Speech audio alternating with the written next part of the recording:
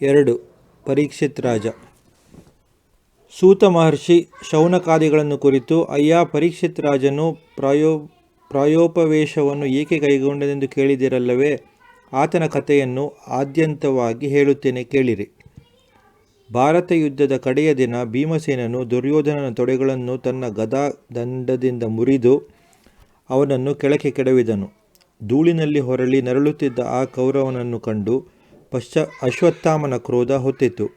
ಅವನು ತನ್ನ ಸ್ವಾಮಿಗೆ ಸಂತೋಷ ಉಂಟು ಮಾಡಬೇಕೆಂದು ಬಗೆದು ಪಾಂಡವರ ಪಾಳೆಯಕ್ಕೆ ನುಗ್ಗಿ ದ್ರೌಪದಿಯ ಮಕ್ಕಳಾದ ಉಪಪಾಂಡವರನ್ನು ಕೊಂದು ಅವರ ತಲೆಗಳನ್ನು ಕೌರವನಿಗೆ ತೋರಿದನು. ಆದರೆ ಕೌರವನು ಅಶ್ವತ್ಥಾಮನ ಕಾರ್ಯವನ್ನು ಮೆಚ್ಚದೆ ಅವನನ್ನು ನಿಂದಿಸಿದನು. ಅಷ್ಟರಲ್ಲಿ ದ್ರೌಪದಿ ತನ್ನ 5 ಮಕ್ಕಳು ಹತರಾದುದನ್ನು ಕಂಡು ಅಸಹ್ಯ ವೇದನೆಯಿಂದ ಗಳಗಳ ಅತ್ತಳು. ಇದನ್ನು ಕೇಳಿದ ಅರ್ಜುನನು ಆಕೆಯ ಬಳಿಗೆ ಓಡಿಬಂದು ನಡೆದ ಸಂಗತಿಗಳನ್ನು ಅರಿತವನಾಗಿ ಕಣ್ಣುಗಳಿಂದ ಕಿಡಿಗಳನ್ನು ಸುರಿಸುತ್ತಾ, ಈ ನೀಚ ಕಾರ್ಯವನ್ನು ಮಾಡಿದ ಬ್ರಾಹ್ಮಣಾಧಮನನ್ನು ವಧಿಸುವೆನು ಎಂದು ಪ್ರತಿಜ್ಞೆ ಮಾಡಿ ಅಶ್ವತ್ಥಾಮನನ್ನು ಹುಡುಕ ಹೊರಟನು. ಅವನನ್ನು ದೂರದಿಂದ ಕಂಡ ಅಶ್ವತ್ಥಾಮನು ಜೀವಭಯದಿಂದ ಪಲಾಯನ ಮಾಡಿದನು. ಆದರೆ ಸಾಕ್ಷಾತ್ ಶ್ರೀಕೃಷ್ಣನೇ ನಡೆಸುತ್ತಿದ್ದ ರಥದ ವೇಗಕ್ಕೆ ಅಶ್ವತ್ಥಾಮ ಎಲಿಯ ಸಾಟಿ. ತನಗಿನ್ನು ಉಳಿಗಾಲವಿಲ್ಲವೆಂದುಕೊಂಡ ಅಶ್ವತ್ಥಾಮನು ತನಗೆ ಅದರ ಉಪಸಂಹಾರ ಗೊತ್ತಿಲ್ಲದಿದ್ದರೂ ಬ್ರಹ್ಮಾಸ್ತ್ರವನ್ನು ಪ್ರಯೋಗಿಸಿದನು. ಆ ಅಸ್ತ್ರಕ್ಕೆ ಇದಿರೇ ಇಲ್ಲವಲ್ಲ. ಮುಂದೋರದ ಅರ್ಜುನನು ಶ್ರೀಕೃಷ್ಣನ ಕಡೆ ನೋಡಿದನು. ಆತ, ಅಯ್ಯ, ಇದಕ್ಕೆ ಇನ್ನಾವ ಪ್ರತೀಕಾರವೂ ಇಲ್ಲ. ನೀನು ಬ್ರಹ್ಮಾಸ್ತ್ರವನ್ನೇ ಬಿಟ್ಟು ಇದನ್ನು ತಡೆಯಬೇಕು ಎಂದನು. ಅರ್ಜುನನೂ ಬ್ರಹ್ಮಾಸ್ತ್ರವನ್ನು ಬಿಟ್ಟನು. ಇವರೆಡರ ಹೋರಾಟದಲ್ಲಿ ಜಗತ್ತೇ ಪ್ರಳಯವಾಗುವಂತಾಯಿತು. ಆಗ ಶ್ರೀಕೃಷ್ಣನ ಸಲಹೆಯಂತೆ ಅರ್ಜುನನು 2 ಅಸ್ತ್ರಗಳನ್ನೂ ಉಪಸಂಹಾರ ಮಾಡಿದನು. ಅನಂತರ ಆತನು ಅಶ್ವತ್ಥಾಮನ ಕಡೆ ನುಗ್ಗಿ ಹೋಗಿ ಯಜ್ಞಪಶುವನ್ನು ಅಟ್ಟುವಂತೆ ಹಗ್ಗದಿಂದ ಅವನನ್ನು ಕಟ್ಟಿ ದ್ರೌಪದಿಯ ಬಳಿಗೆ ಎಳೆದುಕೊಂಡು ಹೋದನು. ಅಳುಮುಖದಿಂದ ತನ್ನೆದುರಿಗೆ ನಿಂತಿದ್ದ ಆ ಬ್ರಾಹ್ಮಣನನ್ನು ಕಂಡು ದ್ರೌಪದಿಯ ಕರುಳು ಕರಗಿತು. ಆಕೆ ಅರ್ಜುನನೊಡನೆ, ಸ್ವಾಮಿ, ಇವನು ಬ್ರಾಹ್ಮಣ, ಗುರುಪುತ್ರ, ಹೋಗಲಿ ಬಿಟ್ಟು ಬಿಡು. ಪಾಪ, ಇವನ ತಾಯಿ ಮಗನ ಮೇಲಿನ ಮೋಹದಿಂದ ಸಹಗಮನ ಮಾಡದೆ ಬದುಕಿದ್ದಾಳೆ. ನಾನು ಮಕ್ಕಳನ್ನು ಕಳೆದುಕೊಂಡು ಅಳುತ್ತಿರುವಂತೆ ಪತಿವ್ರತೆಯಾದ ಇವನ ತಾಯಿಯೂ ಅಳುವುದು ಬೇಡ ಎಂದಳು. ಧರ್ಮರಾಯನೂ ನಕುಲ ಸಹದೇವರೂ ಈ ಮಾತನ್ನು ಅನುಮೋದಿಸಿದರು. ಭೀಮನು ಮಾತ್ರ ಗದೆಯನ್ನು ತಿರುಗಿಸುತ್ತಾ, ಛೇ, ಮಲಗಿ ನಿದ್ರಿಸುತ್ತಿದ್ದ ಎಳೆಯ ಮಕ್ಕಳನ್ನು ಅಕಾರಣವಾಗಿ ಕೊಂದ ಈ ಭ್ರಷ್ಟನನ್ನು ಬಲಿ ಹಾಕಲೇಬೇಕು ಎಂದು ಅಬ್ಬರಿಸಿದನು. ಶ್ರೀಕೃಷ್ಣನು ನಸುನಗುತ್ತಾ, ಅರ್ಜುನ, ನಿನ್ನ ಪ್ರತಿಜ್ಞೆಯೂ ನೆರವೇರಬೇಕು. ದ್ರೌಪದಿಯೇ ಮೊದಲಾದವರ ಮಾತೂ ನಡೆಯಬೇಕು. ಹಾಗೆ ಮಾಡು ಎಂದನು. ಅರ್ಜುನನಿಗೆ ಶ್ರೀಕೃಷ್ಣನ ಅಭಿಪ್ರಾಯ ಅರ್ಥವಾಯಿತು. ಅವನು ಕತ್ತಿಯನ್ನು ಹಿರಿದು ಅಶ್ವತ್ಥಾಮನ ತಲೆ ಕೂದಲನ್ನು ಕತ್ತರಿಸಿ ಅವನ ತಲೆಯಲ್ಲಿದ್ದ ಮಣಿಯನ್ನು ಹೊರತೆಗೆದನು. ಆ ರಕ್ಷಾಮಣಿ ಹೋದ ಮೇಲೆ ಆ ಬ್ರಾಹ್ಮಣ ಇದ್ದೂ ಸತ್ತಂತಾಯಿತು. ಅನಂತರ ಅರ್ಜುನನು ಅವನ ಕಟ್ಟುಗಳನ್ನು ಬಿಚ್ಚಿ ಅವನನ್ನು ಶಿಬಿರದಿಂದ ಹೊರಗೆ ಹಾಕಿದನು. ಅಪಮಾನದಿಂದ ನೊಂದು ಹೆಡೆತುಳಿದ ಹಾವಿನಂತೆ ಬುಸುಗುಟ್ಟುತ್ತಾ ಹೊರಟ ಅಶ್ವತ್ಥಾಮನು ಭೂಮಿಯಲ್ಲಿ ಪಾಂಡವರ ಸಂತತಿಯೇ ಇಲ್ಲದಂತೆ ಮಾಡಬೇಕೆಂದು ಬಗೆದು ಭಯಂಕರವಾದ ನಿಷ್ಪಾಂಡವಾಸ್ತ್ರವನ್ನು ಪ್ರಯೋಗಿಸಿದನು. ಅದು ಅಭಿಮನ್ಯುವಿನ ಹೆಂಡತಿಯಾದ ಉತ್ತರೆಯ ಗರ್ಭವನ್ನು ಭೇದಿಸ ಹೊರಟಿತು. ಇದನ್ನು ದೂರದಿಂದಲೇ ಕಂಡ ಉತ್ತರೆ ಶ್ರೀಕೃಷ್ಣನ ಬಳಿಗೆ ಓಡಿಬಂದು, ಸ್ವಾಮಿ ಶ್ರೀಕೃಷ್ಣ ಪರಮಾತ್ಮ, ಅಲ್ಲಿ ನೋಡು, ಕಾದ ಕಬ್ಬಿಣದ ಅಲಗುಗಳಿಂದ ಕೂಡಿದ ಬಾಣವೊಂದು ನನ್ನನ್ನು ಅಟ್ಟಿ ಬರುತ್ತಿದೆ. ಅದು ನನ್ನನ್ನು ಕೊಂದರೂ ಚಿಂತೆ ಇಲ್ಲ, ನನ್ನ ಗರ್ಭವನ್ನು ಮಾತ್ರ ಕಾಪಾಡು ಎಂದು ಕಣ್ಣೀರುಗರೆದಳು. ಆಗ ಕರುಣಾಮಯನಾದ ಶ್ರೀಕೃಷ್ಣನು ಮತ್ತಾವ ಅಸ್ತ್ರವೂ ಅದನ್ನು ತಡೆಯಲಾರದಾದುದರಿಂದ ತನ್ನ ಚಕ್ರವನ್ನೇ ಪ್ರಯೋಗಿಸಿ ಅದನ್ನು ಕತ್ತರಿಸಿ ಹಾಕಿದನು. ಹೀಗೆ ಪಾಂಡವರಿಗೆ ಬಂದಿದ್ದ ಅಪಾಯಗಳನ್ನು ಹೋಗಲಾಡಿಸಿ ತಾನಿನ್ನು ದ್ವಾರಕೆಗೆ ತೆರಳಬೇಕೆಂದು ಶ್ರೀಕೃಷ್ಣನು ನಿಶ್ಚಯಿಸಿದನು. ಆದರೆ ಕುಂತಿದೇವಿಯೂ ಧರ್ಮರಾಯನೂ ಅದಕ್ಕೆ ಒಪ್ಪಲಿಲ್ಲ. ಇನ್ನು ಕೆಲವು ದಿನಗಳು ಹಸ್ತಿನಾವತಿಯಲ್ಲಿ ನಿಲ್ಲಬೇಕೆಂದು ಬಲವಂತ ಮಾಡಿ ಬೇಡಿಕೊಂಡರು. ಶ್ರೀಕೃಷ್ಣನು ಒಪ್ಪಿಕೊಂಡನು. ಆಗ ಉತ್ತರಾಯಣ ಪ್ರಾಪ್ತವಾದುದರಿಂದ ಅದು ಭೀಷ್ಮನು ದೇಹತ್ಯಾಗ ಮಾಡುವ ಕಾಲ. ಶ್ರೀಕೃಷ್ಣನು ಪಾಂಡವರೊಡನೆ ಯುದ್ಧರಂಗಕ್ಕೆ ಹೋಗಿ ಶರಶೈಯಲ್ಲಿ ಮಲಗಿದ್ದ ಭೀಷ್ಮನನ್ನು ಕಂಡನು. ಆ ವೃದ್ಧ ಪಿತಾಮಹನಿಗೆ ಕೊನೆಗಾಲದಲ್ಲಿ ಶ್ರೀಕೃಷ್ಣನ ದರ್ಶನವಾದುದರಿಂದ ಅತ್ಯಂತ ಸಂತೋಷವಾಯಿತು. ಆತನನ್ನು ಭಕ್ತಿಯಿಂದ ಸ್ತೋತ್ರ ಮಾಡುತ್ತಾ ತನ್ನ ಮನಸ್ಸನ್ನು ಆತನಲ್ಲಿಯೇ ನೆಲೆಯಾಗಿ ನಿಲ್ಲಿಸಿ ತನ್ನ ಪ್ರಾಣವಾಯುಗಳನ್ನು ದೇಹದಲ್ಲಿಯೇ ಅಡಗಿಸಿಕೊಂಡು ಮುಕ್ತಿಯನ್ನು ಪಡೆದನು. ಭೀಷ್ಮನು ಮುಕ್ತಿ ಪದವಿಗೆ ಏರಿದ ಮೇಲೆ ಶ್ರೀಕೃಷ್ಣನು ತಾನಿನ್ನು ದ್ವಾರಕೆಗೆ ಹೊರಡುವೆನೆಂದು ನಿಶ್ಚಯಿಸಿದನು. ಪಾಂಡವರು ಆತನನ್ನು ಅಗಲಿರಲಾರದೆ ದುಗುಡಗೊಂಡರೂ ಅನಿವಾರ್ಯವಾಗಿ ಆತನನ್ನು ಬೀಳ್ಕೊಟ್ಟರು. ಅವರು ಕೊಟ್ಟ ಕಾಣಿಕೆಗಳನ್ನು ವಂದನೆಗಳನ್ನು ನಗುಮೊಗದಿಂದ ಸ್ವೀಕರಿಸಿ ಹೇಳಿ ಕಳುಹಿಸಿದೊಡನೆಯೇ ಮತ್ತೆ ಬರುವುದಾಗಿ ಭರವಸೆಯಿತ್ತು ಶ್ರೀಕೃಷ್ಣನು ಪ್ರಯಾಣ ಬೆಳೆಸಿದನು. ಪಾಂಡವರು ಧರ್ಮದಿಂದ ರಾಜ್ಯ ಪರಿಪಾಲನೆ ಮಾಡುತ್ತಾ ಭಗವದ್ಧಾನ ತತ್ಪರರಾಗಿರಲು ಉತ್ತೆರೆಗೆ ನವಮಾಂಸ ತುಂಬಿ ಒಳ್ಳೆಯ ಶುಭ ದಿನ ಶುಭಲಗ್ನದಲ್ಲಿ ಗಂಡು ಮಗುವನ್ನು ಹೆತ್ತಳು. ತನ್ನ ವಂಶವೃಕ್ಷದಲ್ಲಿ ಮೂಡಿದ ಈ ಹೊಸ ಕುಡಿಯನ್ನು ಕಂಡು ಧರ್ಮರಾಯನ ಸಂತೋಷಕ್ಕೆ ಕೊನೆ ಮೊದಲಿಲ್ಲವಾಯಿತು. ಆತನು ಅತ್ಯಂತ ಸಂಭ್ರಮದಿಂದ ಜಾತಕರ್ಮ ಮಹೋತ್ಸವವನ್ನು ನೆರವೇರಿಸಿ ಯಥೇಚ್ಛವಾಗಿ ದಾನ ಧರ್ಮಾದಿಗಳನ್ನು ನಡೆಸಿದನು. ಪುರೋಹಿತರು ಆ ಮಗುವಿನ ಜಾತಕವನ್ನು ಬರೆದು ಧರ್ಮರಾಯನೊಡನೆ, ಮಹಾರಾಜ, ಈ ನಿನ್ನ ಮೊಮ್ಮಗನು ಸಾಮಾನ್ಯನಲ್ಲ. ಇಕ್ಷ್ವಾಕುವಿನಂತೆ ಪ್ರಜಾರಂಜಕನು, ಶ್ರೀರಾಮನಂತೆ ಗೋಬ್ರಾಹ್ಮಣ ಸಂರಕ್ಷಕನು, ಶಿಬಿ ಚಕ್ರವರ್ತಿಯಂತೆ ಬಂಧು ಜನಪ್ರಿಯನು, ನಿನ್ನ ತಮ್ಮನಾದ ಅರ್ಜುನನಂತೆ ಬಿಲ್ವಿದ್ಯಾಚತುರನು, ಅಗ್ನಿಯಂತೆ ಭಯಂಕರನು, ಸಮುದ್ರದಂತೆ ಗಂಭೀರನು, ಭೂಮಿಯಂತೆ ತಾಳ್ಮೆಯುಳ್ಳವನು, ಪರಮೇಶ್ವರನಂತೆ ವರಪ್ರದಾತನು, ವಿಷ್ಣುವಿನಂತೆ ಎಲ್ಲರಿಗೂ ಆಶ್ರಯನು, ಪ್ರಹ್ಲಾದನಂತೆ ಭಗವದ್ಭಕ್ತನಾದ ಈತನು ಗುರುಜನರ ಸೇವೆಯನ್ನು ಮಾಡಿ ಅತ್ಯಂತ ಕೀರ್ತಿಶಾಲಿಯಾಗುವನು. ಈತನಿಂದ ನಿಮ್ಮ ವಂಶ ಬೆಳೆದು ಸ್ಥಿರವಾಗುವುದು ಎಂದು ಭವಿಷ್ಯವನ್ನು ಹೇಳಿದರು. ಈ ಮಗು ಗರ್ಭದಲ್ಲಿರುವಾಗ ಅಶ್ವತ್ಥಾಮನ ಬಾಣವನ್ನು ಕಂಡು ನಡುಗುತ್ತಿರಲು ಶ್ರೀ ಮಹಾವಿಷ್ಣುವು ಅಂಗುಷ್ಟ ಮಾತ್ರ ರೂಪದಿಂದ ಕಾಣಿಸಿಕೊಂಡು ಇವನಿಗೆ ಅಭಯವನ್ನು ನೀಡಿದನು. ಆಗ ಕಂಡ ದಿವ್ಯಪುರುಷನು ಎಲ್ಲಿರುವನೆಂದು ಎಲ್ಲರಲ್ಲಿಯೂ ಪರೀಕ್ಷಿಸುತ್ತಿದ್ದರಿಂದ ಈ ಮಗುವಿಗೆ ಪರೀಕ್ಷಿತ್ ರಾಜನೆಂದೇ ಹೆಸರಾಯಿತು. ಮಗುವು ಶುಕ್ಲ ಪಕ್ಷದ ಚಂದ್ರನಂತೆ ದಿನದಿನಕ್ಕೂ ಬೆಳೆಯುತ್ತಾ ಎಲ್ಲರ ಕಣ್ಮಣಿಯಾಯಿತು. ಪರೀಕ್ಷಿತ ಕುಮಾರನು ಬೆಳೆದು ಬಾಲಕನಾದನು. ಆತನ ವಿದ್ಯಾಭ್ಯಾಸ ಸಾಂಗವಾಗಿ ನೆರವೇರುತ್ತಿತ್ತು. ಆಗ ಧರ್ಮರಾಯನು ಭಾರತ ಯುದ್ಧದಲ್ಲಿ ನಡೆದ ಬಂಧು ಹತ್ಯಾ ದೋಷವನ್ನು ಹೋಗಲಾಡಿಸಿಕೊಳ್ಳುವುದಕ್ಕಾಗಿ ಶ್ರೀಕೃಷ್ಣನ ಸಹಾಯದಿಂದ 3 ಅಶ್ವಮೇಧ ಯಾಗಗಳನ್ನು ವಿಜೃಂಭಣೆಯಿಂದ ನಡೆಸಿ ಭಗವಂತನನ್ನು ತೃಪ್ತಿಪಡಿಸಿದನು. ಇದಾದ ಮೇಲೆ ಶ್ರೀಕೃಷ್ಣನು ಅರ್ಜುನನ್ನು ತನ್ನ ಜೊತೆಯಲ್ಲಿ ಕರೆದುಕೊಂಡು ದ್ವಾರಕೆಗೆ ಹಿಂದಿರುಗಿದನು. ಆತನು ಹಿಂದಿರುಗಿದ ಕೆಲವು ದಿನಗಳ ಮೇಲೆ ವಿದುರನು ತೀರ್ಥಯಾತ್ರೆಯಿಂದ ಹಿಂದಿರುಗಿದನು. ಭಾರತ ಯುದ್ಧ ನಡೆಯುವುದಕ್ಕೂ ಪೂರ್ವದಲ್ಲಿಯೇ ಆತನು ಪಾಂಡವರಿಗೆ ಅರ್ಧರಾಜ್ಯ ಕೊಡಿಸಬೇಕೆಂಬ ಪ್ರಯತ್ನದಲ್ಲಿ ದುರ್ಯೋಧನನಿಂದ ಅಪಮಾನಿತನಾಗಿ ತೀರ್ಥಯಾತ್ರೆ ಹೋಗಿದ್ದವನು. ಆ ಕಾಲದಲ್ಲಿ ಆತನು ಮೈತ್ರೇಯ ಋಷಿಗಳಿಂದ ಉಪದೇಶವನ್ನು ಪಡೆದು ಆತ್ಮಜ್ಞಾನಿಯಾಗಿದ್ದ.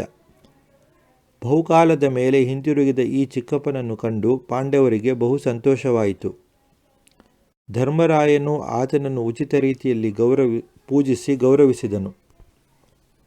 ಪಾಂಡವರ ಶ್ರೇಯಸ್ಸನ್ನು ಕಂಡು ವಿದುರನಿಗೆ ಸಂತೋಷವಾಯಿತಾದರೂ ಮಕ್ಕಳು ಮರಿಗಳನ್ನೆಲ್ಲ ಕಳೆದುಕೊಂಡು ಕುರುಡ ಕಬೋಜಿಯಾಗಿರುವ ಧೃತರಾಷ್ಟ್ರನನ್ನು ಕಂಡು ಅಯ್ಯೋ ಎನಿಸಿತು.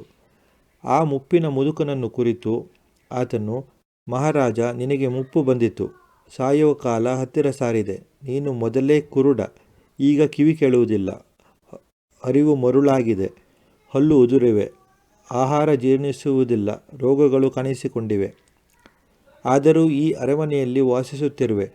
ನಿನ್ನ ಮಕ್ಕಳನ್ನೆಲ್ಲ ಕೊಂದ ಭೀಮನು ಅಸಡ್ಡೆಯಿಂದ ಹಾಕುವ ಕೂಳಿಗೆ ಬಾಲವಲ್ಲಾಡಿಸುತ್ತಾ ಬದುಕಿರುವೆ. ನಿನ್ನವರಿಂದ ಪಾಂಡವರಿಗಾದ ಅನ್ಯಾಯಗಳನ್ನು ಸ್ವಲ್ಪ ಜ್ಞಾಪಿಸಿಕೊ. ಅರಗಿನ ಮನೆಯಲ್ಲಿ ಬೆಂಕಿ ಹಾಕಿದುದು, ವಿಷದ ಅನ್ನವನ್ನು ಎಕ್ಕಿದುದು, ದ್ರೌಪದಿಯ ಮಾನಭಂಗವನ್ನು ಮಾಡಲು ಯತ್ನಿಸಿದುದು, ಕಪಟದ ಜೂಜಿನಲ್ಲಿ ಎಲ್ಲವನ್ನೂ ಕವರಿಕೊಂಡು ಅವರನ್ನು ಕಾಡಿಗಟ್ಟಿದುದು, ಈ ಅನ್ಯಾಯಗಳು ಒಂದೇ ಎರಡೇ. ಇಂತಹ ಅನ್ಯಾಯಕ್ಕೆ ಒಳಗಾದವರ ಕೈಯಿಂದಲೇ ನೀನು ಹೊಟ್ಟೆ ಹೊರೆಯುತ್ತಾ ಬದುಕಿರಬಹುದೇ? ಅಣ್ಣ, ಇನ್ನು ಈ ದುಸ್ಥಿತಿಯನ್ನು ಕೊನೆಗಾಣಿಸು. ಬಾ, ನನ್ನೊಡನೆ ನಡಿ, ಅರಣ್ಯಕ್ಕೆ ಹೋಗೋಣ ಎಂದು ಹೇಳಿದನು. ವಿದುರನ ನುಡಿಗಳಿಂದ ಕುರುಡ ರಾಜನ ಒಳಗಣ್ಣು ತೆರೆಯಿತು. ಆತನು ಉದ್ಧಾರಕ್ಕೆ ಹೆದ್ದಾರಿಯಂತಿರುವ ಅರಣ್ಯ ಮಾರ್ಗವನ್ನು ಹಿಡಿದನು. ಮಹಾಪತಿವ್ರತೆಯಾದ ಗಾಂಧಾರಿ ದೇವಿಯೂ ಗಂಡನನ್ನು ಹಿಂಬಾಲಿಸಿದಳು. ಮರುದಿನ ಬೆಳಿಗ್ಗೆ ಧರ್ಮರಾಯನು ಎಂದಿನಂತೆ ಪ್ರಾತರಾಹ್ನಿಕಗಳನ್ನು ನೆರವೇರಿಸಿ ಗುರುವಂದನೆಗೆಂದು ಧೃತರಾಷ್ಟ್ರನ ಅರಮನೆಗೆ ಹೋದನು. ಅದು ಬರಿದಾಗಿತ್ತು. ಅವರು ಎಲ್ಲಿಗೆ ಹೋದರೆಂಬುದೇ ತಿಳಿಯದೆ ಆತನು ಪೇಚಾಡುತ್ತಿರಲು ದುಃಖ ಸಮುದ್ರದಲ್ಲಿ ಮುಳುಗಿದ್ದ ಆತನನ್ನು ತೇಲಿಸುವ ನಾವೆಯಂತೆ ನಾರದರು ಅಲ್ಲಿ ಕಾಣಿಸಿಕೊಂಡು, ಅಯ್ಯ, ಏಕೆ ದುಃಖಿಸುವೆ? ಜನರನ್ನು ಜೊತೆಗೂಡಿಸುವವನು ಭಗವಂತ, ಅಗಲಿಸುವವನು ಭಗವಂತ. ಜಗತ್ತು ಸ್ಥಿರವೇ? ಸ್ಥಿರವಾದುದಕ್ಕೆ ನಾಶವೆಲ್ಲಿಯದು? ಅದು ಅಸ್ಥಿರವೆನ್ನುವುದಾದರೆ ಅದಕ್ಕಾಗಿ ಅಳುವುದು ಅವಿವೇಕ. ನಿನ್ನನ್ನು ಅಗಲಿ ಮುಪ್ಪಿನ ಮುದುಕರಾದ ಧೃತರಾಷ್ಟ್ರ ಗಾಂಧಾರಿಯರು ಹೇಗೆ ಬದುಕಬಲ್ಲರೆಂದು ಅಳುವೆಯಲ್ಲವೇ? ಅಜ್ಞಾನದಿಂದ ಬಂದಿರುವ ಈ ಮೋಹವನ್ನು ಬಿಡು. ನಿನ್ನ ದೇಹವೇ ನಿತ್ಯವಲ್ಲ. ಇನ್ನು ಉಳಿದವರಿಗಾಗಿ ಏಕೆ ಅಳುವೆ? ಪಂಚಭೂತಗಳಿಂದಾದ ಈ ದೇಹ, ಕಾಲ, ಕರ್ಮ, ಗುಣಗಳಿಗೆ ಅಧೀನವಾದುದು. ವಿವೇಕಿಗಳಾಗಿರುವವರು ಅದರ ನಾಶಕ್ಕಾಗಿ ಅಳುವುದಿಲ್ಲ. ಎಲ್ಲರೂ ಮೃತ್ಯುವಿಗೆ ತುತ್ತಾಗುವವರೇ. ಸಾಕ್ಷಾತ್ ಭಗವಂತನೇ ಆಗಿರುವ ಶ್ರೀಕೃಷ್ಣನೂ ಇನ್ನು ಕೆಲವೇ ದಿನಗಳಲ್ಲಿಯೇ ದೇಹತ್ಯಾಗ ಮಾಡುವನು. ಆದ್ದರಿಂದ ಅಸ್ಥಿರವಾದ ದೇಹಕ್ಕಾಗಿ ಅಳುವುದು ಸಲ್ಲದು.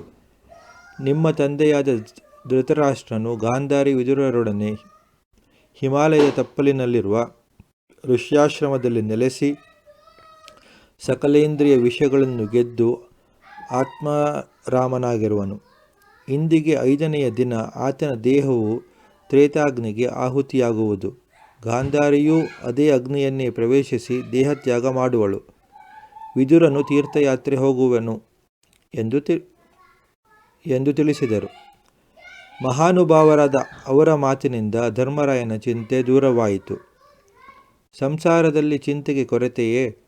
ಧೃತರಾಷ್ಟ್ರನ ವಿಷಯದಲ್ಲಿ ದೂರವಾದ ಧರ್ಮರಾಯನ ಚಿಂತೆ ತಮ್ಮನಾದ ಅರ್ಜುನನ ವಿಚಾರದಲ್ಲಿ ಉಲ್ಬಣಿಸಿತು. ಆತನು ಶ್ರೀಕೃಷ್ಣನೊಡನೆ ದ್ವಾರಕೆಗೆ ಹೋಗಿ 7 ತಿಂಗಳಾದವು. ಆದರೂ ಹಿಂದಿರುಗಲಿಲ್ಲ. ನಾರದರು ಬೇರೆ ಶ್ರೀಕೃಷ್ಣನ ಅಂತ್ಯಕಾಲ ಸನ್ನಿಹಿತವಾಗಿರುವುದಾಗಿ ಹೇಳಿ ಹೋಗಿದ್ದಾರೆ. ಧರ್ಮರಾಯನು ಈ ಚಿಂತೆಯಲ್ಲೇ ದಿನಗಳನ್ನು ನೂಕುತ್ತಿರಲು ಅನೇಕ ಅಪಶಕುನಗಳೂ ಉತ್ಪಾತಗಳೂ ಆತನಿಗೆ ಕಾಣಿಸಿಕೊಂಡವು. ಆತನ ಎಡಗಣ್ಣು, ಎಡಭುಜಗಳು ಮತ್ತೆ ಮತ್ತೆ ಹಾರಿದವು. ನಾಯಿಯು ವಿಕಾರ ಧ್ವನಿಯಿಂದ ಕೂಗುತ್ತಾ ಇದಿರಾಯಿತು. ಕಾಗೆ ಗೂಗೆಗಳು ಕರ್ಕಶವಾಗಿ ಕೂಗಿಕೊಂಡವು. ಆನೆ, ಕುದುರೆ ಮೊದಲಾದ ವಾಹನಗಳು ಕಣ್ಣೀರುಗರೆದವು. ದಿಕ್ಕುಗಳೆಲ್ಲ ಹೊಗೆಯಿಂದ ತುಂಬಿದವು. ಧೂಳಿನಿಂದ ತುಂಬಿದ ಬಿರುಗಾಳಿ ಬೀಸಿತು. ಮೋಡಗಳಿಂದ ನೆತ್ತರ ಮಳೆ ಸುರಿಯಿತು. ಸೂರ್ಯನು ಕಾಂತಿಹೀನನಾದನು. ಅಗ್ನಿಹೋತ್ರದ ಬೆಂಕಿ ಆರಿತು. ದೇವತಾ ವಿಗ್ರಹಗಳೆಲ್ಲವೂ ಗಳಗಳ ಅತ್ತವು. ಇದನ್ನು ಕಂಡು ಧರ್ಮರಾಯನಿಗೆ ಹೆದರುವವರ ಮೇಲೆ ಕಪ್ಪೆ ಎಸೆದಂತಾಯಿತು. ಧರ್ಮರಾಯನು ಅಧೀರನಾಗಿ ಒಳಗೊಳಗೆ ನಡುಗುತ್ತಾ ಕುಳಿತಿರಲು ಅರ್ಜುನನು ಅಳುಮೋರೆಯಿಂದ ಹಿಂತಿರುಗಿದನು. ಅಣ್ಣನನ್ನು ಕಾಣುತ್ತಲೇ ಆತನು ಕಣ್ಣೀರುಗರೆಯುತ್ತಾ ಅಣ್ಣನಿಗೆ ನಮಸ್ಕರಿಸಿ ನಿಟ್ಟುರಿಸಿ ಬಿಡುತ್ತಾ ನೆಲದ ಮೇಲೆ ಕುಳಿತನು. ಅವನ ಅಳುಮೋರೆಯನ್ನು ಕಾಣುತ್ತಲೇ ಧರ್ಮರಾಯನ ಮನಸ್ಸು ತಳಮಳಗೊಂಡಿತು. ಆದರೂ ಏನಪ್ಪ, ದ್ವಾರಕೆಯಲ್ಲಿ ಎಲ್ಲರೂ ಕ್ಷೇಮವೇ ಎಂದು ಆತನು ಯಾಂತ್ರಿಕವಾಗಿ ತಮ್ಮನನ್ನು ಕೇಳಿದನು. ಹಾಗೆ ಕೇಳಿದ ತಡ ಅರ್ಜುನನ ದುಃಖದ ಕಟ್ಟೆ ಒಡೆದು ಹೋಯಿತು. ಆತನು ಗಟ್ಟಿಯಾಗಿ ಅತ್ತನು. ಸ್ವಲ್ಪ ಹೊತ್ತಿನ ಮೇಲೆ ಆತನು ಹಾಗೆಯೇ ಸಮಾಧಾನ ಮಾಡಿಕೊಂಡು ಅಣ್ಣನೊಡನೆ ಗದ್ಗದ ಸ್ವರದಿಂದ, ಅಣ್ಣ, ಜಗತ್ತಿಗೆ ಸ್ವಾಮಿಯಾದರೂ ನಮಗೆ ಬಂಧುವಿನಂತಿದ್ದ ಶ್ರೀಕೃಷ್ಣ ಪರಮಾತ್ಮ ಇನ್ನಿಲ್ಲ. ಆತನ ಪ್ರಾಣಗಳೊಡನೆ ನನ್ನ ತೇಜಸ್ಸೂ ಬತ್ತಿ ಹೋಯಿತು. ಜೀವನದ ಉದ್ದಕ್ಕೂ ಆತನೇ ನಮ್ಮ ರಕ್ಷಕನಾಗಿದ್ದ. ಅಣ್ಣ, ದ್ರೌಪದಿಯ ಸ್ವಯಂವರದ ಕಾಲದಲ್ಲಿ ನನ್ನ ಮೇಲೆ ಬಂದು ಬಿದ್ದ ರಾಜರುಗಳನ್ನೆಲ್ಲ ದಿಗ್ಬಲಿ ಹಾಕಿದುದು ಯಾರ ಕೃಪೆಯಿಂದ? ಅಗ್ನಿಗೆ ಖಾಂಡವ ವನವನ್ನು ಆಹುತಿಯಾಗಿ ಕೊಟ್ಟಾಗ ನನ್ನನ್ನು ಎದುರಿಸಿದ ದೇವೇಂದ್ರನನ್ನು ಗೆದ್ದುದು ಯಾರ ಬಲದಿಂದ? ರಾಜಸೂಯ ಯಾಗದಲ್ಲಿ ಜಗತ್ತಿನ ರಾಜರೆಲ್ಲರೂ ನಿನಗೆ ಮಣಿಯುವಂತೆ ಮಾಡಿದುದು ಯಾರ ಮಹಿಮೆಯಿಂದ? ಅಣ್ಣನಾದ ಭೀಮಸೇನನು ಜರಾಸಂಧನನ್ನು ಕೊಂದುದು ಯಾರ ಕರುಣೆಯಿಂದ? ದ್ರೌಪದಿಯು ಸೆಳೆಸೀರೆಗೆ ಸಿಕ್ಕಾಗ ಅವಳ ಮಾನವನ್ನು ಕಾಪಾಡಿದ ಮಹಾನುಭಾವನಾರು? ಕಿರಾತ ರೂಪಿನಿಂದ ಕಾಣಿಸಿಕೊಂಡ ಸಾಕ್ಷಾತ್ ಪರಮೇಶ್ವರನೊಡನೆ ನಾನು ಸಮಸಮವಾಗಿ ಯುದ್ಧ ಮಾಡಿ ಪಾಶುಪತಾಸ್ತ್ರವನ್ನು ಪಡೆದುದು ಯಾರ ದಯೆಯಿಂದ? ಇಂದ್ರನ ಅರ್ಧಾಸನವನ್ನು ಏರಿ ವೈಭವದಿಂದ ಮೆರೆಯುವಂತೆ ಮಾಡಿದ ಕೃಪಾಳು ಯಾರು? ಉತ್ತರ ಗೋಗ್ರಹಣದಲ್ಲಿ ನಾನೋರ್ವನೇ ಕುರುಸೇನೆಯನ್ನು ಗೆಲ್ಲುವ ಸಾಹಸವನ್ನು ನನಗೆ ಕೊಟ್ಟವರು ಯಾರು? ಕ್ಷೇತ್ರದ ರಣರಂಗದಲ್ಲಿ ನನಗೆ ಸಾರಥಿಯಾಗಿ ಕುಳಿತು ನನ್ನಿಂದ ಎಲ್ಲರನ್ನೂ ಧ್ವಂಸ ಮಾಡಿಸಿದ ಆ ಮಹಾಪ್ರಭು ಯಾರು? ಆ ಶ್ರೀಕೃಷ್ಣ ಪರಮಾತ್ಮನು ಇಲ್ಲವಣ್ಣ. ಜಯದ್ರಥನನ್ನು ಸೂರ್ಯಾಸ್ತದೊಳಗೆ ಕೊಲ್ಲುವೆನೆಂಬ ನನ್ನ ಅಸಾಧ್ಯ ಪ್ರತಿಜ್ಞೆಯನ್ನು ಸಾಧ್ಯವಾಗುವಂತೆ ಮಾಡಿದ ಮಹಾಮಹಿಮ ನಮ್ಮನ್ನು ಅಗಲಿ ಹೋದ. ಅಣ್ಣ, ಸಾಕ್ಷಾತ್ ಲಕ್ಷ್ಮೀಪತಿಯಾದ ಆತನು ನನ್ನನ್ನು ಅತ್ಯಂತ ಪ್ರೀತಿಯಿಂದ ಅಯ್ಯ ಪಾರ್ಥ, ಹೇ ಅರ್ಜುನ, ಎಲೋ ಗೆಳೆಯ ಇತ್ಯಾದಿಯಾಗಿ ಮಾತನಾಡಿಸುತ್ತಿದ್ದನ್ನು ನೆನೆಸಿಕೊಂಡರೆ ಸಂಕಟದಿಂದ ನನ್ನ ಹೊಟ್ಟೆ ಉರಿದು ಹೋಗುತ್ತದೆ. ತಿರುಗಾಟ, ಊಟ, ನಿದ್ರೆ, ಹಾಸ್ಯಗಳಲ್ಲಿ ಸದಾ ಜೊತೆಯಲ್ಲಿರುತ್ತಿದ್ದ ಆತನನ್ನು ಮೂಢನಾದ ನಾನು ಗೆಳೆಯನೆಂದೇ ಭಾವಿಸಿ ಅನೇಕ ವೇಳೆ ಹಾಸ್ಯ ಮಾಡುತ್ತಿದ್ದೆ. ಕೆಲವು ವೇಳೆ ಆಹಹ, ನೀನು ಬಹು ಸತ್ಯವಂತ, ಮೋಸವೆಂಬುದು ನಿನ್ನ ಹತ್ತಿರಕ್ಕೆ ಬರದು ಎಂದು ಹಂಗಿಸುತ್ತಿದ್ದೆ. ತಂದೆ ಮಗನ ತಪ್ಪನ್ನು ಕ್ಷಮಿಸುವಂತೆ ಆತನು ಎಲ್ಲವನ್ನೂ ಕ್ಷಮಿಸುತ್ತಿದ್ದ. ಅಣ್ಣ, ದೇವರ ದೇವನಾಗಿ ನಮ್ಮ ಬಂಧುವಾಗಿ ಮಿತ್ರನಾಗಿ ಇದ್ದ ವಾಸುದೇವನು ನಮ್ಮ ಅಗಲಿ ಹೋದನು. ಅಣ್ಣ, ನಾನೇನು ಹೇಳಲಿ? ನನ್ನ ಬಿಲ್ದನಿಗೆ ಭಾಗದ ಶೂರನಿರಲಿಲ್ಲ ಕೃಷ್ಣನಿರುವವರೆಗೆ. ಈಗ ಅದೇ ಬಿಲ್ಲು, ಅದೇ ಬಾಣೆಗಳು, ಅದೇ ರಥ, ಅದೇ ಕುದುರೆಗಳು ಇವೆ. ಆದರೇನು ಪ್ರಯೋಜನ? ಶ್ರೀಕೃಷ್ಣನ ರಾಣಿವಾಸದವರನ್ನು ಇಲ್ಲಿಗೆ ಕರೆತರಬೇಕೆಂದು ಹೊರಟ ನಾನು ದಾರಿಯಲ್ಲಿ ದನ ಕಾಯುವವರಿಗೆ ಸೋತು ಓಡಿ ಬಂದೆ. ದ್ವಾರಕೆಯಲ್ಲಿದ್ದ ಶೂರರೆಲ್ಲರೂ ಪರಸ್ಪರ ಹೊಡೆದಾಡಿ ಮಡಿದರು. ದ್ವಾರಕೆ ಈಗ ಸ್ಮಶಾನವಾಗಿದೆ ಎಂದು ಹೇಳಿದನು. ಶ್ರೀಕೃಷ್ಣನ ನಾಮಾಮೃತವನ್ನು ಮತ್ತೆ ಮತ್ತೆ ಸವಿದುದರಿಂದ ಅರ್ಜುನನ ಕಳವಳ ಕಡಿಮೆಯಾಯಿತು. ಶ್ರೀಕೃಷ್ಣನು ಬೋಧಿಸಿದ್ದ ಗೀತೆಯು ಆತನ ಜ್ಞಾಪಕಕ್ಕೆ ಬಂತು. ಆತನು ವೈರಾಗ್ಯಪರನಾದನು. ಶ್ರೀಕೃಷ್ಣನು ಪರಂಧಾಮಕ್ಕೆ ತೆರಳಿದುದನ್ನು, ಯಾದವರು ನಷ್ಟರಾದುದನ್ನು ಕೇಳಿ ಧರ್ಮರಾಯನಿಗೂ ವೈರಾಗ್ಯ ಉದಿಸಿತು. ಶ್ರೀಕೃಷ್ಣನು ದಿವಂಗತನಾದ ದಿನವೇ ಕಲಿಯು ಭೂಲೋಕವನ್ನು ಹೊಕ್ಕಿರುವನೆಂಬುದು ಆತನಿಗೆ ಅರಿವಾಯಿತು. ಆದ್ದರಿಂದ ಆತನು ಹಸ್ತಿನಾವತಿಯಲ್ಲಿ ತನ್ನ ಮೊಮ್ಮಗನಾದ ಪರೀಕ್ಷಿತನಿಗೂ ಮಧುರೆಯಲ್ಲಿ ಶ್ರೀಕೃಷ್ಣನ ಮೊಮ್ಮಗನಾದ ವಜ್ರನಿಗೂ ಪಟ್ಟವನ್ನು ಕಟ್ಟಿ ತಾನು ಸರ್ವಸಂಗ ಪರಿತ್ಯಾಗ ಮಾಡಿದವನಾದನು. ನಾರು ಮಡಿಯನ್ನುಟ್ಟು ಮೌನವನ್ನು ತೊಟ್ಟು ಆಹಾರವನ್ನು ಬಿಟ್ಟು ಮನಸ್ಸಿನಲ್ಲಿ ಈಶ್ವರನನ್ನು ಅನುಸಂಧಾನ ಮಾಡುತ್ತಾ ಆತನು ಒಂಟಿಯಾಗಿ ಉತ್ತರ ದಿಕ್ಕಿಗೆ ಪ್ರಯಾಣ ಮಾಡಿದನು. ಆತನ ತಮ್ಮಂದಿರು ಆತನನ್ನು ಅನುಸರಿಸಿದರು. ದ್ರೌಪದಿಯು ಶ್ರೀಕೃಷ್ಣನ ಪಾದಧ್ಯಾನದಲ್ಲಿ ತತ್ಪರಳಾಗಿ ಅವರನ್ನು ಅನುಸರಿಸಿದಳು. ಅತ್ತ ಪಾಂಡವರು ಮಹಾಪ್ರಸ್ಥಾನಕ್ಕೆ ಪ್ರಯಾಣ ಮಾಡಿದ ಮೇಲೆ ಇತ್ತ ಪರೀಕ್ಷಿತ್ ರಾಜನು ಧರ್ಮದಿಂದ ರಾಜ್ಯಭಾರ ಮಾಡುತ್ತಾ ತನ್ನ ಸೋದರ ಮಾವನಾದ ಉತ್ತರನ ಮಗಳು ಇರಾವತಿಯನ್ನು ಮದುವೆಯಾಗಿ ಆಕೆಯಲ್ಲಿ ಜನಮೇಜಯನೇ ಮೊದಲಾದ 4 ಪುತ್ರರನ್ನು ಪಡೆದನು. ಕೃಪಾಚಾರ್ಯನು ಆತನ ಪುರೋಹಿತನಾಗಿದ್ದನು. ಈ ಪುರೋಹಿತನ ಸಹಾಯದಿಂದ ಪರೀಕ್ಷಿತ್ ರಾಜನು 3 ಅಶ್ವಮೇಧ ಯಾಗಗಳನ್ನು ಮಾಡಿದನು. ಈ ಯಾಗಗಳಲ್ಲಿ ಇಂದ್ರನೇ ಮೊದಲಾದ ದೇವತೆಗಳು ಪ್ರತ್ಯಕ್ಷರಾಗಿ ಬಂದು ಹವಿಸ್ಸನ್ನು ಸ್ವೀಕರಿಸಿದರು. ಇಂತಹ ಮಹಿಮೆಯುಳ್ಳ ಪರೀಕ್ಷಿತ್ ರಾಜನಿಗೆ ತನ್ನ ರಾಜ್ಯದಲ್ಲಿ ಕಲಿಯು ಪ್ರವೇಶಿಸಿರುವನೆಂಬ ಸುದ್ದಿ ಬಂದಿತ್ತು. ಇದರಿಂದ ಕೋಪಗೊಂಡ ರಾಜನು ಅವನನ್ನು ಹೊಡೆದೋಡಿಸಬೇಕೆಂದು ಚತುರಂಗ ಸೇನೆಯೊಡನೆ ದಿಗ್ವಿಜಯ ಹೊರಟನು. ಆತನ ಪ್ರಯಾಣ ಮಧ್ಯದಲ್ಲಿ ಒಂದು ಆಶ್ಚರ್ಯ ಕಾಣಿಸಿತು. ಗೋರೂಪನ್ನು ಧರಿಸಿದ ಭೂದೇವಿ ಅಳುತ್ತಾ ನಿಂತಿರಲು ವೃಷಭರೂಪಿನ ಧರ್ಮಪುರುಷನು ಒಂಟಿ ಕಾಲಿನಲ್ಲಿ ಕುಂಟುತ್ತಾ ಆಕೆಯ ಬಳಿಗೆ ಬಂದು, ಭದ್ರೆ, ನಿನ್ನ ಕಣ್ಣೀರನ್ನು ಕಂಡು ನನ್ನ ಮನಸ್ಸು ಕರಗುತ್ತಿದೆ. ನಿನಗೆ ಬಂದಿರುವ ಸಂಕಟ ಎಂತಹುದು? ಇನ್ನು ಮುಂದೆ ಕಲಿಯ ಮಹಿಮೆಯಿಂದ ನಡೆಯಬಹುದಾದ ಅನ್ಯಾಯಗಳನ್ನು ನೆನೆದು ಸಂಕಟಪಡುತ್ತಿರುವೆಯಾ ಎಂದು ಕೇಳಿದನು. ಆಗ ಭೂದೇವಿಯು, ಅಪ್ಪ, ನನ್ನ ದುಃಖಕ್ಕೆ ಕಾರಣ ಎಲ್ಲರಿಗೂ ಗೊತ್ತು. ಸಕಲ ಕಲ್ಯಾಣ ಗುಣ ಪರಿಪೂರ್ಣನಾದ ಶ್ರೀಕೃಷ್ಣನು ಈ ಲೋಕವನ್ನು ಬಿಟ್ಟು ಹೋದನು. ಪಾಪಗಳಿಗೆ ನೆಲೆಮನೆಯಾದ ಕಲಿಯು ಈ ಜಗತ್ತನ್ನು ಪ್ರವೇಶಿಸಿರುವನು. ಆದ್ದರಿಂದ ನಾನು ನಿನಗಾಗಿಯೂ ಮಹರ್ಷಿಗಳಿಗಾಗಿಯೂ ಪಿತೃ ದೇವ ಬ್ರಾಹ್ಮಣರಿಗಾಗಿಯೂ ವರ್ಣಾಶ್ರಮ ಧರ್ಮಗಳಿಗಾಗಿಯೂ ದುಃಖಿಸುತ್ತಿರುವೆನು. ಶ್ರೀಕೃಷ್ಣನ ಪಾದಪದ್ಮಗಳಿಂದ ಪುಲಕಿತಳಾಗುತ್ತಿದ್ದ ನಾನು ಆತನ ಅಗಲಿಕೆಯನ್ನು ಹೇಗೆ ಸಹಿಸಲಿ ಎಂದು ಹೇಳಿ ಕಣ್ಣೀರುಗರೆದಳು. ಪರಸ್ಪರ ಸಂಭಾಷಿಸುತ್ತಿದ್ದ ಭೂದೇವಿ ಧರ್ಮಪುರುಷರ ಬಳಿಗೆ ಪರೀಕ್ಷಿತ್ ರಾಜನು ಬರುವ ಹೊತ್ತಿಗೆ ಸರಿಯಾಗಿ ರಾಜವೇಷವನ್ನು ಧರಿಸಿ ಶೂದ್ರನೊಬ್ಬನು ಅವುಗಳೆರಡನ್ನೂ ಕೋಲಿನಿಂದಲೂ ತನ್ನ ಕಾಲಿನಿಂದಲೂ ಹೊಡೆದು ಹಿಂಸಿಸುತ್ತಿದ್ದನು. ಆ ಪ್ರಾಣಿಗಳೆರಡೂ ಗಡಗಡ ನಡುಗುತ್ತಾ ನಿಂತಿದ್ದವು. ಇದನ್ನು ಕಂಡು ಪರೀಕ್ಷಿತ್ ರಾಜನ ಕೋಪ ಕೆರಳಿತು. ಆತನು ಕೆಂಗಣ್ಣುಗಳಿಂದ ಈ ಕ್ರೂರಿಯನ್ನು ಕೆಕ್ಕರಿಸಿ ನೋಡುತ್ತಾ, ಎಲಾ ಪಾಪಿ, ನೀನಾರು? ಈ ಪ್ರಾಣಿಗಳನ್ನು ಏಕೆ ಹಿಂಸಿಸುತ್ತಿರುವೆ? ನಿನ್ನ ಈ ಅಪರಾಧಕ್ಕಾಗಿ ನಿನಗೆ ಮರಣದಂಡನೆ ವಿಧಿಸುವೆನು ಎಂದು ಗದರಿಸಿ ಆ ಪ್ರಾಣಿಗಳಿಗೆ ಅಭಯವನ್ನು ನೀಡಿದನು.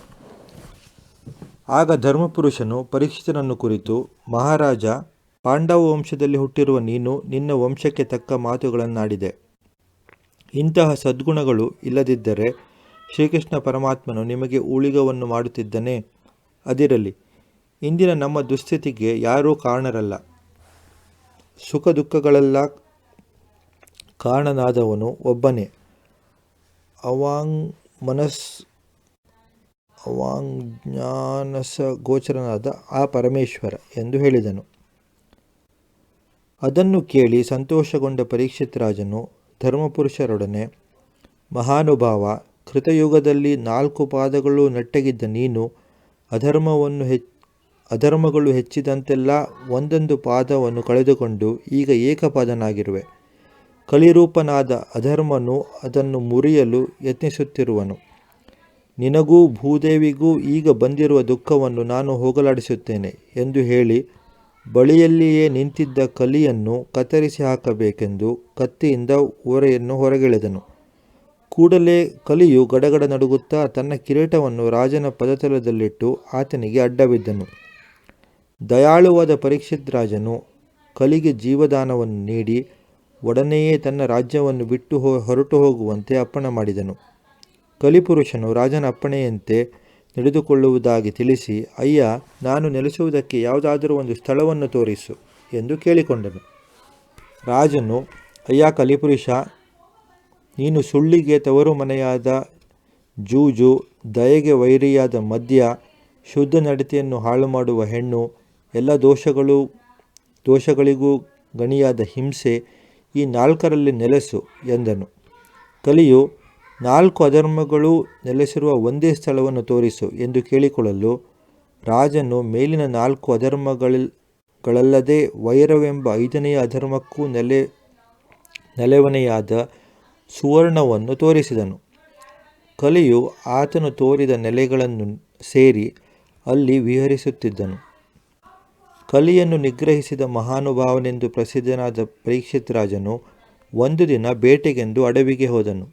ಬಹುಕಾಲ ಮೃಗಗಳನ್ನು ಒಟ್ಟಿಕೊಂಡು ಹೋಗಿ ಬೇಟೆಯಾಡಿದ ಬಳಿಕ ಆತನು ಬಳಲಿ ಬಾಯಾರಿ ನೀರನ್ನು ಹುಡುಕುತ್ತಾ ಶಮೀಕ ಋಷಿಯ ಆಶ್ರಮವನ್ನು ಹೊಕ್ಕನು. ಆ ಸಮಯದಲ್ಲಿ ಋಷಿಯು ತಪೋಮಗ್ನನಾಗಿ ಸಮಾಧಿಯಲ್ಲಿದ್ದನು. ಸ್ಥಾಣುವಿನಂತೆ ಕುಳಿತಿದ್ದ ಆತನ ಎದುರಿನಲ್ಲಿ ನಿಂತುಕೊಂಡು ನೀರನ್ನು ಕೊಡುವಂತೆ ರಾಜನು ಆತನನ್ನು ಬೇಡಿದನು. ಬಾಹ್ಯ ಪ್ರಜ್ಞೆಯಿಲ್ಲದೆ ಋಷಿಯು ಮೌನದಿಂದಿರಲು ರಾಜನು ಅದನ್ನು ಅರ್ಥ ಮಾಡಿಕೊಳ್ಳದೆ ಋಷಿಯು ಬೇಕೆಂದೇ ತನಗೆ ಅವಮಾನ ಮಾಡುತ್ತಿರುವನೆಂದು ಬಗೆದು ರೋಷದಿಂದ ಬಿಸುಗುಟ್ಟುತ್ತಾ ಹಿಂದಿರುಗಿ ಅಲ್ಲಿಯೇ ಸತ್ತು ಬಿದ್ದಿದ್ದ ಒಂದು ಹಾವನ್ನು ಬಿಲ್ಲಿನ ಕೊನೆಯಲ್ಲಿ ಎತ್ತಿ ಋಷಿಯ ಕೊರಳಲ್ಲಿ ಹಾಕಿ ತನ್ನ ರಾಜಧಾನಿಗೆ ಹಿಂತಿರುಗಿದನು. ರಾಜನು ಅತ್ತ ಹೋಗುತ್ತಲೇ ಇತ್ತ ಶಮೀಕ ಋಷಿಯ ಪುತ್ರನಾದ ಶೃಂಗಿಯು ಅಲ್ಲಿಗೆ ಬಂದನು. ಆತನು ತನ್ನ ತಂದೆಗಾದ ಅಪಮಾನವನ್ನು ಕಂಡು ಅತ್ಯಂತ ಕೋಪದಿಂದ, ಧರ್ಮವನ್ನು ಅತಿಕ್ರಮಿಸಿ ನನ್ನ ತಂದೆಗೆ ಅಪಮಾನ ಮಾಡಿದ ದ್ರೋಹಿಯು ಇಂದಿನಿಂದ 7 ದಿನಗಳೊಳಗಾಗಿ ಸರ್ಪದಷ್ಟನಾಗಿ ಸಾಯಲಿ ಎಂದು ಶಪಿಸಿ ಗಟ್ಟಿಯಾಗಿ ಅಳುತ್ತಾ ನಿಂತನು. ಸಮಾಧಿಯಿಂದ ಕೆಳಕಿಳಿದ ಶಮೀಕ ಋಷಿಯು ಕೊರಳಲ್ಲಿದ್ದ ಹಾವನ್ನೂ ಅಳುತ್ತಿದ್ದ ಮಗನನ್ನೂ ಕಂಡು ನಡೆದ ಸಮಾಚಾರವನ್ನೆಲ್ಲ ಮಗನಿಂದ ತಿಳಿದವನಾಗಿ ಬಹಳವಾಗಿ ಮರುಗುತ್ತಾ, ಅಯ್ಯ, ಪರೀಕ್ಷಿತ್ ರಾಜನು ಸಜ್ಜನನಾದ ಧರ್ಮಿಷ್ಠ. ಆತನ ಸಣ್ಣ ತಪ್ಪಿಗೆ ಎಂಥ ಭಯಂಕರವಾದ ಶಿಕ್ಷೆ! ರಾಜನೆಂದರೆ ವಿಷ್ಣುವಿನ ಅಂಶ. ಆತನ ದೆಸೆಯಿಂದಲೇ ಜಗತ್ತಿನಲ್ಲಿ ಶಾಂತಿ. ಅರಾಜಕವಾದ ರಾಜ್ಯದಲ್ಲಿ ವರ್ಣಾಶ್ರಮ ಧರ್ಮಗಳಿಗೂ ಸಜ್ಜನರಿಗೂ ಉಳಿಗಾಲ ಉಂಟೆ?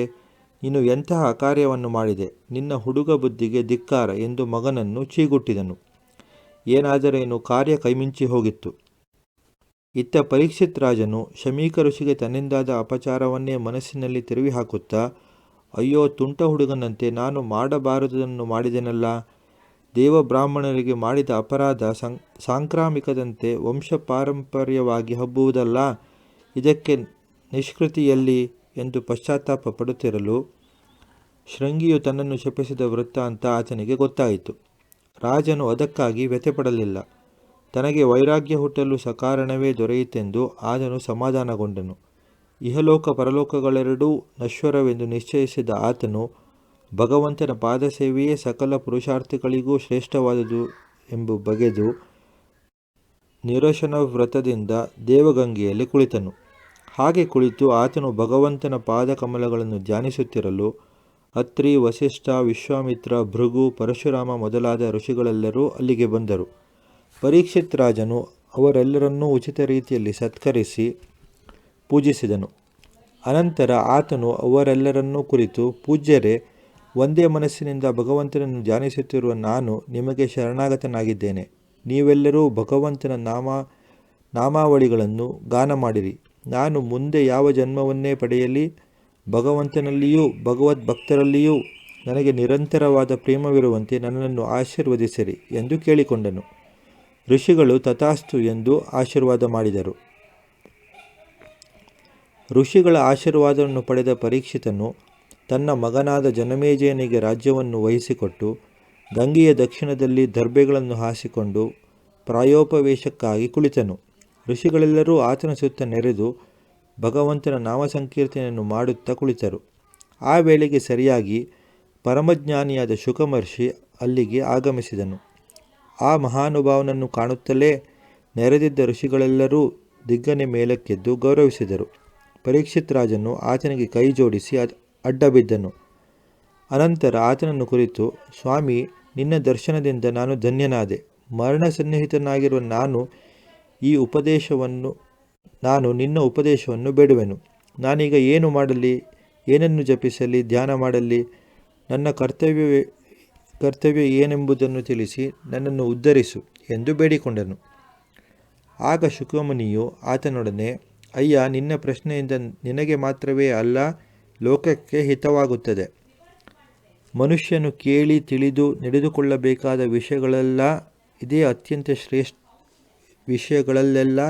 ಅತ್ಯಂತ ಶ್ರೇಷ್ಠವಾದುದು. ಸಾಮಾನ್ಯವಾಗಿ ಲೋಕದ ಜನ ಹಗಲನ್ನು ತಮ್ಮ ಕುಟುಂಬ ಪೋಷಣೆಯ ಚಿಂತೆಯಲ್ಲಿಯೂ ರಾತ್ರಿಯನ್ನು ವಿಷಯ ಸುಖ ನಿದ್ರೆಗಳಲ್ಲಿಯೂ ಕಳೆಯುತ್ತಾರೆ. ಆತ್ಮಜ್ಞಾನದಲ್ಲಿ ಅವರಿಗೆ ಆಸಕ್ತಿಯೇ ಇರುವುದಿಲ್ಲ. ತಾಯಿ ತಂದೆ ಮೊದಲಾದವರ ಸಾವನ್ನು ಕಣ್ಣಾರೆ ಕಾಣುತ್ತಿದ್ದರೂ ಅವರಿಗೆ ದೇಹ ಅನಿತ್ಯವೆಂಬುದು ಅರ್ಥವಾಗುವುದಿಲ್ಲ. ಇದಕ್ಕೆ ಏನು ಹೇಳೋಣ? ಸಂಸಾರದ ಸಂಕಟದಿಂದ ಪಾರಾಗಬೇಕೆನ್ನುವವನು ಭಗವಂತನ ಗುಣಗಳನ್ನು ಬಾಯಿಯಿಂದ ಹಾಡಬೇಕು, ಕಿವಿಯಿಂದ ಕೇಳಬೇಕು, ಮನಸ್ಸಿನಲ್ಲಿ ಸ್ಮರಿಸಬೇಕು. ಮಹಾರಾಜ, ಭಗವಂತನ ಕಲ್ಯಾಣ ಗುಣಗಳನ್ನು ವರ್ಣಿಸುವ ಭಾಗವತವೆಂಬ ಒಂದು ಗ್ರಂಥವಿದೆ. ಅದು ಆತ್ಮಜ್ಞಾನಿಗಳಿಗೆ ಅತ್ಯಂತ ಪ್ರಿಯವಾದುದು. ನನ್ನ ತಂದೆಯಾದ ವ್ಯಾಸ ಮಹರ್ಷಿ ಕಲಿಯುಗದ ಆರಂಭದಲ್ಲಿ ಇದನ್ನು ರಚಿಸಿ ನನಗೆ ಬೋಧಿಸಿದನು.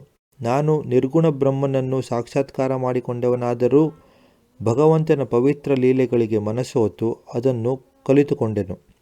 ನೀನು ಭಗವದ್ಭಕ್ತನಾದುದರಿಂದ ನಾನು ನಿನಗೆ ಉಪದೇಶಿಸುವೆನು. ಮೋಕ್ಷಾಪೇಕ್ಷೆಯಾದ ನಿನಗೆ ಇದರಿಂದ ಮೋಕ್ಷ ಸಿಗುವುದು. ನಿನಗೆ ಸಾವು ಸಮೀಪಿಸಿರುವುದೆಂದು ನೀನೇನು ಆತಂಕ ಪಡಬೇಕಾದುದಿಲ್ಲ.